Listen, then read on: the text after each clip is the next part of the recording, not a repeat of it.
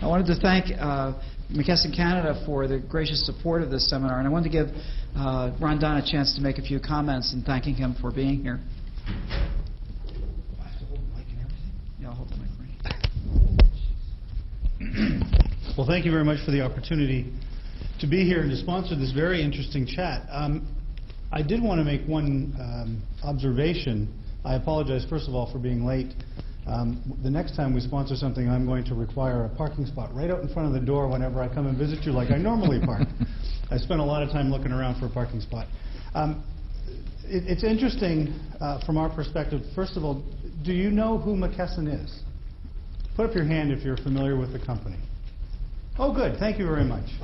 Mckesson, for those of you who don't, and I'll be very, very brief, is the world's largest pharmaceutical, medical, surgical, and information solutions company providing those solutions to the healthcare market. It's a $57 billion company based in San Francisco, and in Canada we're about a $6 billion company providing pharmaceuticals all across the country. 50% of the drugs in this country come through our distribution channels here in Canada, and we have about 80 customers across the country who use our software products and our pharmaceutical automation products here in Canada. So I just wanted to let you know who we were. The other point I wanted to make was a very interesting thing is happening in the software industry, and I've learned something today that one would intuitively know, but you don't really think about it. Many of the techniques we've just listened to or heard about are actually used and are being demanded from the hospital or the healthcare environment today from a computing perspective. And that is in the area of physician or clinician decision support. Mm-hmm.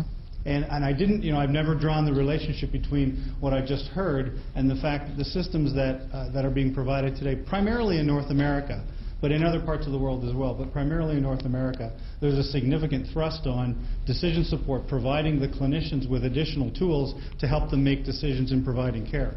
And what we heard today is actually happening in software today, not just ourselves, but many of the vendors in the market. So I appreciate having the opportunity to make that conclusion or to draw that relationship. Anyway, that's all I would say. Thank you very much for giving us the opportunity. I hope it was enjoyable to you, and thank you very much for the interesting talk. Ron, and thank you for your support for it. We've been working with Ron for a while now, and got some really interesting possibilities planned for the future. So I'm sure we'll see Ron around here and other people from Mckesson, as long as he gets a parking spot. Actually, I'm not sure why you didn't get one. Maybe I don't know. It's interesting.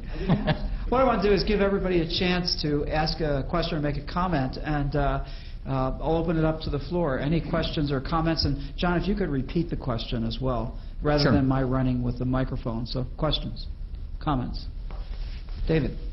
In your example on adverse events, it strikes me that with such a small fraction, I think it was about 0.75%, that's a situation that's ripe for a case control study.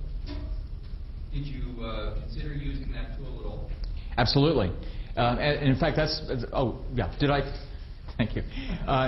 The question is, did I consider using a case control study paradigm or study design for looking at the medication error data?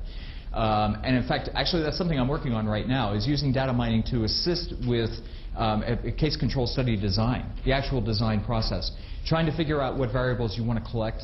That's typically a problem in any retrospective design like that, because you've got this body of variables out there that's just this huge amorphous mix, and you've got to think about which ones might be important. And the data mining process might help with that in that regard. But you're right, the next step would be a case control study because of the fact that you have so few number of cases. And in fact, you could iterate through and draw as many controls as you want to as you go through there. I mean, you could probably even make a good justification for matching, although some of the stats people I work with are anti-matching. But did that answer your question? Yeah.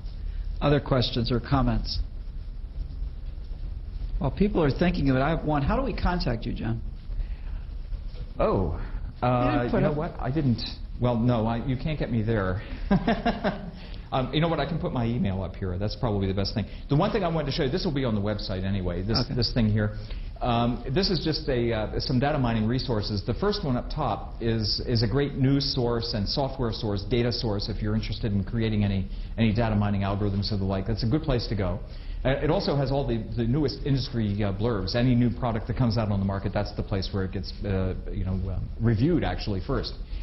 WECA, I'd like to point out for the computer scientists and others among us who might like to experiment with some of these things, WECA is a suite of data mining tools. It's freely available. It's Java compliant.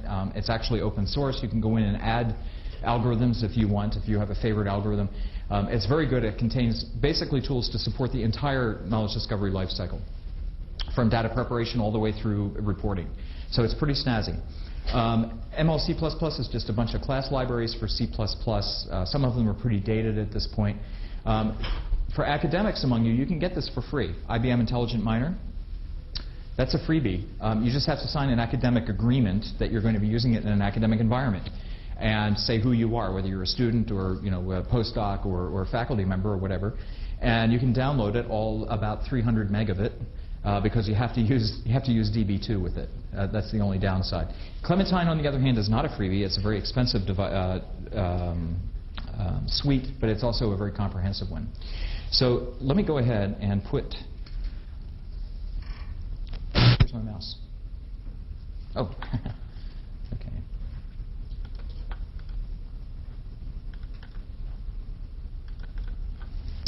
And I'm at jholmes at cceb.med.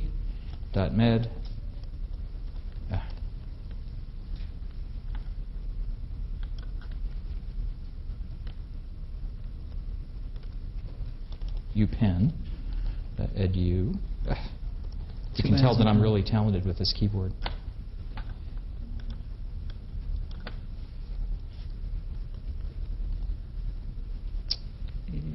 For some reason, the backspace key's not working. Yeah, I wonder what's wrong with the keyboard there.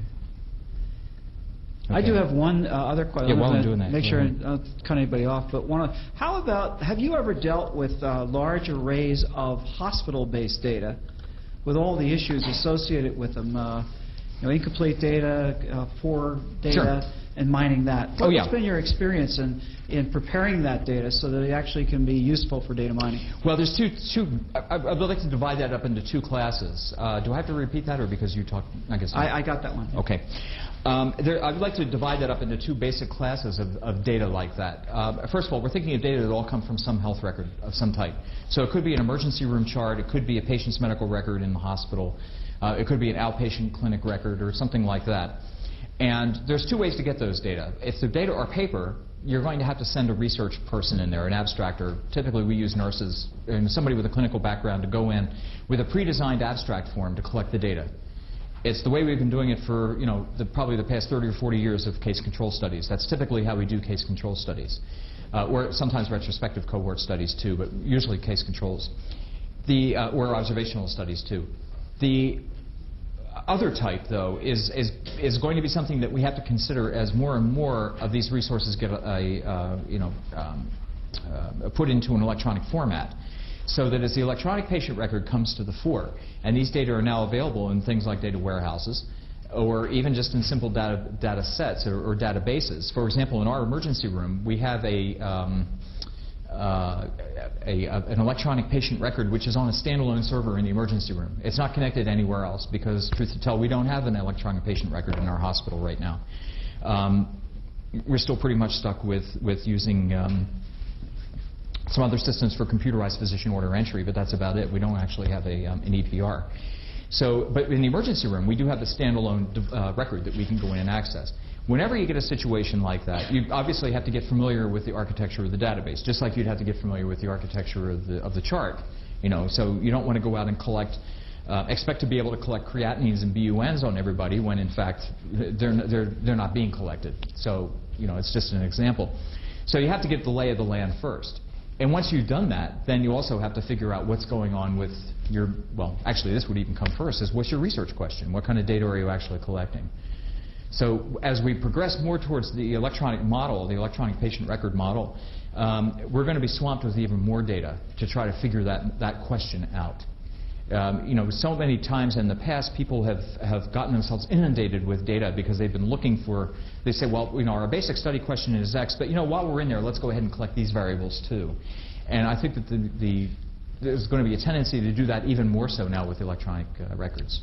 The other thing we So- found in setting up a large databases is in Wisconsin is that a very high percentage, in that case over 40%, of the data elements were mislabeled or Yes. misfiled in some way or incorrect and so on. Even in the electronic record? In the electronic records. This was electronic LISs, Laboratory Information Systems, about 26 of them being drawn together into a single data warehouse. Yeah. And they used different field names, descriptors, and sometimes the normals were different, and just about Oh, yes. everything you can think of. Yeah, the whole issue of normals and lab systems are well known for that kind of a problem. Also, for you see a lot of nomenclature problems, especially in microbiology databases.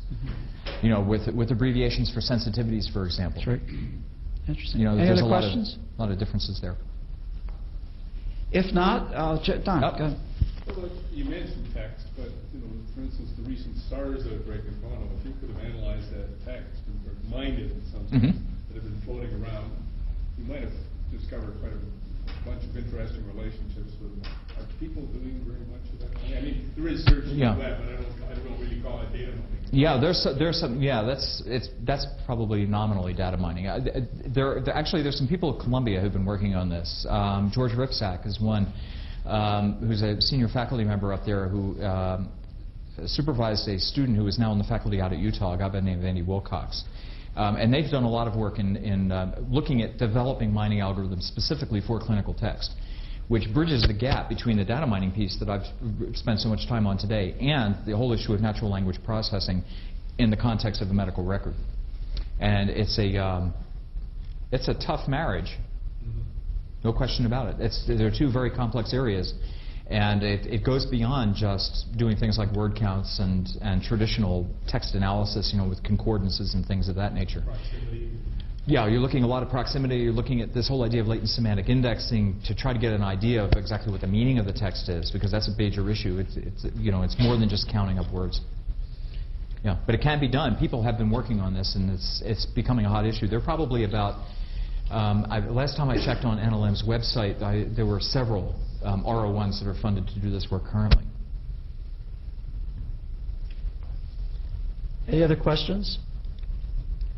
For some reason I can't start this up. This weird mouse is driving me a little bit crazy here. There it is. Oh. Okay, I just wanted to do one thing to finish this off, and that is to thank you for all of us. And as soon as I can see what I'm doing here, we are something for you to enjoy here, and we put this up again this week for those who haven't seen it. We've come up with a symbol of our appreciation, which is the little package underneath the wireless Oh, goodness. thing there. For me? And this shows everybody what it is. This is done by Don Mackay here at the University of Waterloo. And the symbol is, when you have this on your wall, we're absolutely convinced it'll be the kind of thing that everybody who comes to your office will go to it and say, "What's that?" And this was Don Mackay's artwork on a truck, actually, in India. And I believe it represents a good picture That's of a what the health system is like. I was thinking... Before Mckesson, I mean. This is before Mckesson. I was thinking, I actually have a couple of friends who are bikers, I mean, in the good sense of the term, and they'll probably come to my office and say, "Wow, that's a cool bike." Well, it's actually a motorcycle, and they Yeah, it do looks this like a apparently, motorcycle. and he has added little things to it and made it more beautiful, but fundamentally what's there is the truth. Don is an artist here who's been absolutely elemental. He's actually similar to one of those things you put on the wall. He stands only on one foot, too. This was him as he's trying on his dancing shoes. He's known for his dancing. So we'd like to thank you. And, Oh, wow, yeah, that's it. Yeah. Thank you very much for the time. And then finally, That's very thoughtful. Thank you. after a tremendous presentation, we hope to Thank you. repeat that the next month with Roger Cote talking about the SNOMED system. So thank you very much. Great. John? Thank you. Thank you, Don. It was great.